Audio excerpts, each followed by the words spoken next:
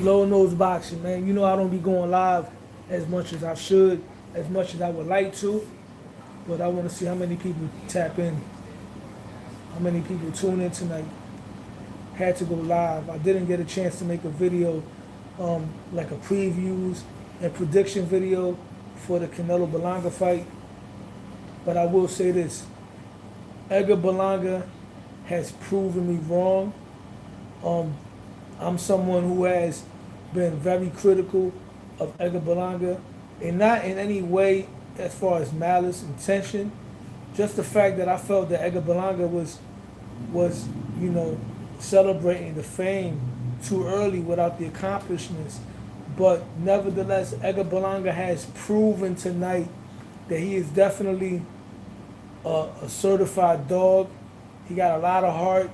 I seen skills. I seen where he's improving. I seen where he can get better. And I'm impressed, man. Even though the fight for me was 12-0, I scored it for Canelo Alvarez. But it's not always about losing. It's also how you lose. Shout out to Rubski, man. What's good, bro? I agree with you 100%, bro. I was talking with one of my homies and he said Berlanga versus Benavidez. I don't want that yet, man. I want Berlanga to get a chance to grow and get better. And I can actually say that I like his chances against Caleb Plant. I really do. The world is yours. Berlanga is a true warrior. Berlanga is a certified dog. You know what's crazy?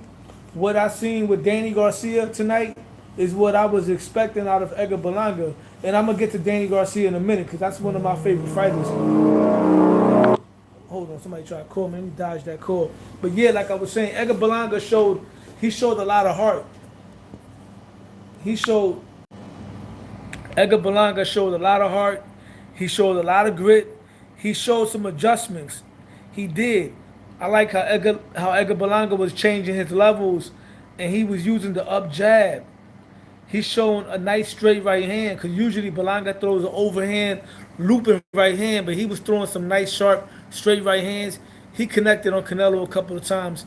And by the way, man, when you step inside the crib, please do me a favor, man. Take your sneakers off. Hit the like button. We got 3 people in the building.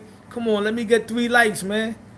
3 likes, man. Ain't not much. Hit the like button, man. It don't cost for that. But thank you for tuning in.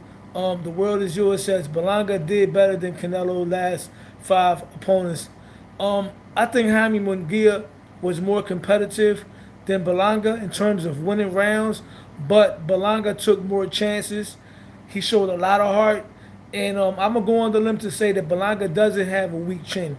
He has sort of like the Tito Trinidad, Juan Manuel Marquez type of effect. Well, we got 8 people in the building, man. Let me get some 8 likes. Come on, man. Let's rock out, man. Low nose boxing. I don't do lives all the time, so just what I mean. When you step in my crib, man, hit the like button. Nah, he did better than Munguia. I mean, Munguia won more rounds, but Berlanga showed a lot of heart. Berlanga showed that he's definitely entertaining. He's definitely must-see TV. He's a dog, and I don't think everybody beats him. I thought Berlanga could do. I thought Berlanga could do 12, but I think Berlanga should have fought more like in the last 2 rounds. Edgar Berlanga, like I said before, if he goes back to the lab, continues to work on his jab, fine-tune his skill set, because Edgar Berlanga was a pretty highly decorated amateur, and somewhere along the road, I feel like when he had that knockout streak, he probably got a little caught up in the fame, started believing the hype. Now that Berlanga has this Canelo fight under his belt, he can use this to improve, to gain the experience, sort of like Canelo did when he took that one-sided loss to Floyd Mayweather. You know what I mean? So I like Berlanga right now. I think Berlanga is going to be okay. I think he got a bright future. I would like to see Berlanga versus Caleb Plant next, or maybe somebody like Darrell. But I'd rather Caleb Plant, and I like Berlanga's chances too. I really like that fight, for sure. But Canelo Alvarez, once again, man, Canelo Alvarez, for me, is the greatest Mexican fighter of all time. And I know that's a controversial statement. And I'm gonna break it down to you. But before we get to that, I want to talk about Danny Garcia, man. Leading into this fight, I was wondering why would Danny Garcia take on the style of Landy Lara, a natural, bigger fighter with footwork, with speed, with athleticism, the Cuban style. Danny Garcia has never been the type of fighter that's known for coming forward, cutting off the ring. Danny Garcia has always been a counterpuncher. Berlanga can't take another beating like this, though. He's young, he'll be all right. Fighters take beatings every day and come back. He'll be good. But like I said, Danny Garcia, and this is not being biased towards Danny Garcia, I'm not going to say Danny Garcia is a quitter. In his prime, I'm pretty sure Danny Garcia, in fact, I'm sure 100% in his prime, Danny Garcia would have definitely went out on the shield. But certain fighters at a certain point in their lives, after accumulating a certain amount of wealth and success, they don't have that same hunger, that same grit, where they're willing to put it all on the line. You know what I mean? I'm going to give you an example. Oscar De La Hoya was a warrior. Oscar De La Hoya never had quit. He been in there with dogs. You know what I mean? When he fought Ike Forte, he came back in the last round in a very tough fight to knock Forte down. But against Manny Pacquiao, later in his career, he quit. Julio Cesar Chavez, later in his career against Oscar De La Hoya, I believe it was the rematch, he quit. So these things happen. Danny Garcia lost his hunger, plain and simple. He's not a quitter. He's not a coward. He's a warrior. He's a fighter. But he doesn't have that hunger. He doesn't have it no more. Lara was just too big, too much reach. Danny needs to step down to 154. No. Danny, I would have preferred a Danny versus a Keith Thurman rematch.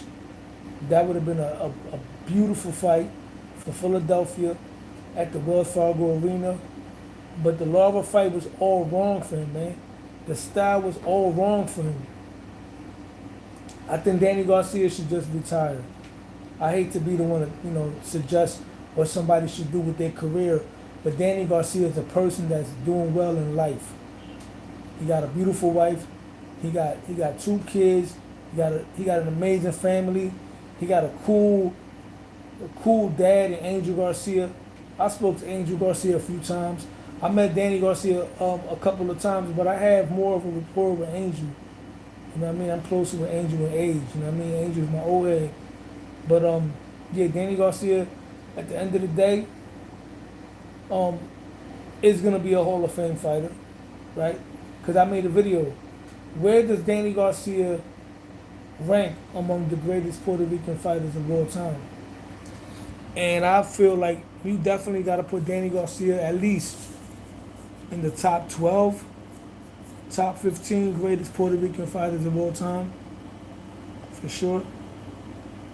As far as Edgar Berlanga goes, if Edgar Berlanga would have pulled off the upset over Canelo Alvarez, this probably would have been the greatest victory ever for Puerto Rico in the rivalry with Mexico, due to the fact that Canelo Alvarez is considered by many, including me, as the greatest Mexican fighter of all time, and due to the odds, if Edgar Berlanga would have pulled that off. But he didn't. But Edgar Berlanga did obtain a moral victory tonight. Edgar Berlanga has nothing to be ashamed of.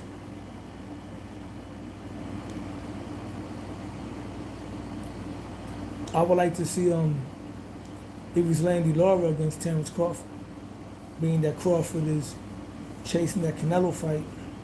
Maybe he should go to 160, take on Lara, and see how he matches up with the slick Cuban veteran.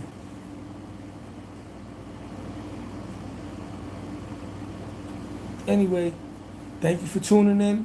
You know I don't do lives that often, but I promise I will make it my best effort to go live a lot more often.